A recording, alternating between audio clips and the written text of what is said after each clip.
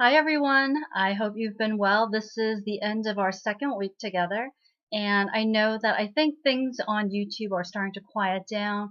People who are actively looking for the Koo family book, the actual episodes are quickly realizing that my channel is not going to provide them with the actual episodes, but it's actually just a recap of, me telling you all what the episode was about, briefly. And by brief, I mean what, 20, 30 minutes, sometimes even more, right? But I am continually going to try to get that timing down so it's not as time intensive for you to watch these videos.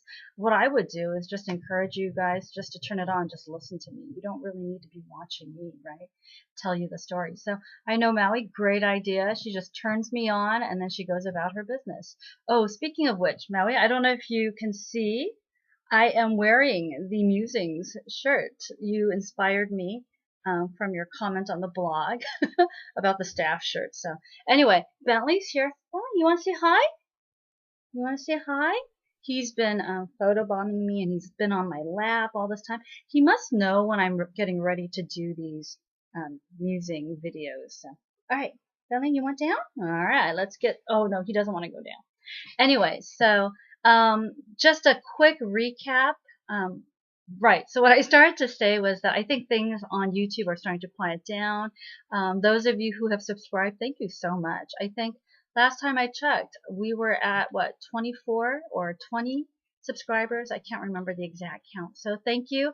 If you are finding me for the first time, welcome and thank you for your support. If you are coming from my blog, Musings of a Twinkie, again, thank you, and thank you for the support. I wanted to use the musings, weekly musings, kind of as an opportunity, I guess, to answer some questions if you do, and to also take you through some Korean pronunciation if you have, because I know that Russ this past week had asked, I can't remember if it was in episode 3 recap, if I can say the names of the characters slower. I would so love to be able to, but whenever I start recapping those episodes, okay, Billy wants to go down, hold on. But whenever I start recapping those episodes, a part of me just feels like I'm under the wire time-wise, and so I'll fly through their names. So what I thought I would do is take today's musings time to pronounce the word, the names for you slower. From the first generation, we have our resident Fumio, or Papa Fumio as I like to call him, which is literally the name for a legendary fox who can appear in the form of human, and Kumios have a lot of supernatural powers and they are immortal. So our Papa Kumio's name is Ku, and then Wol Young. Ku Wol Young. Okay. And then his love interest, mom to, our second generation half Kumio, her name is Yoon So Hwa. Yoon, and then So, and then Hwa. Okay. And then the monk, his name is So Chung, or monk So Chung is how I've been saying his name. And then in the second generation, we have our main character, half Kumyo, half human, and his last name is Che. So in Korean naming, and I think it's like this with other Asian names, but the last name typically comes first. So we have Che Kang-chi.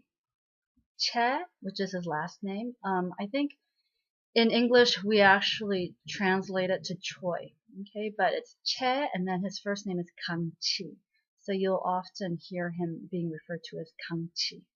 Okay, and then his love interest, the daughter of the merchant Park, is Park Chung-ju. So her name is Park Chung-ju. So her last name is Park, and then her first name is Chung-ju. And then her older brother, who also happens to be a really good friend of Kang-chi, is Park Tae-seo.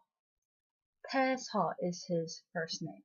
So you'll always you'll always hear him being referred to as Taeseo or Pak Taeseo. Okay.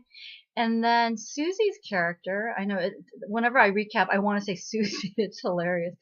But Susie's character, she plays the other love interest of Kang-chi, and my suspicion is that they're not really going to develop that love story probably until about episode 7 or 8, if the usual trajectory of Korean dramas follows suit.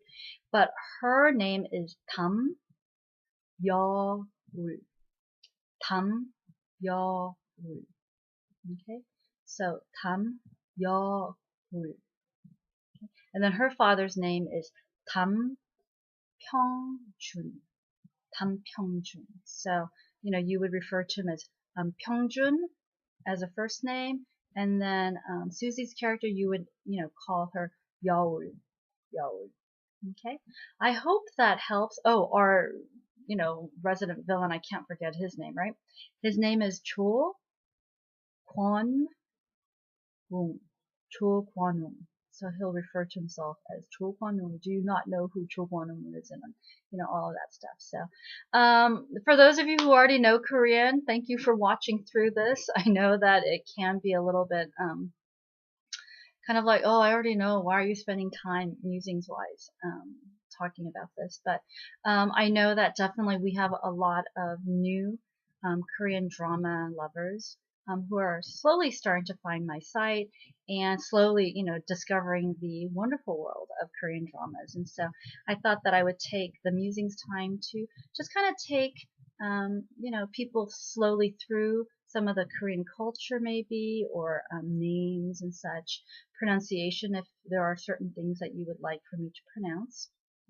And just throughout the week, if you have any questions that you would like for me to address in next week's musings, by all means, don't be shy, leave comments. I love answering questions that you have and just interacting with you. So thanks so much for watching, and I hope that you're all excited for week 3 of the Koo family book. Episode 5 seems very interesting. We see Kang-chi really stepping it up and, really taking some physical as well as emotional blows for Chungjo's sake. So, and I'm curious to see how Yeol reacts to the discovery that Kang-chi is actually really in love with Chungjo. So. And here's my prediction, okay? You heard it here first. My suspicion is that Kang-chi is soon going to have competition for Yeol's affections in the form of Taeseo, Merchant Park's oldest, not older, but his son, as well as Kwon, who happens to be her companion.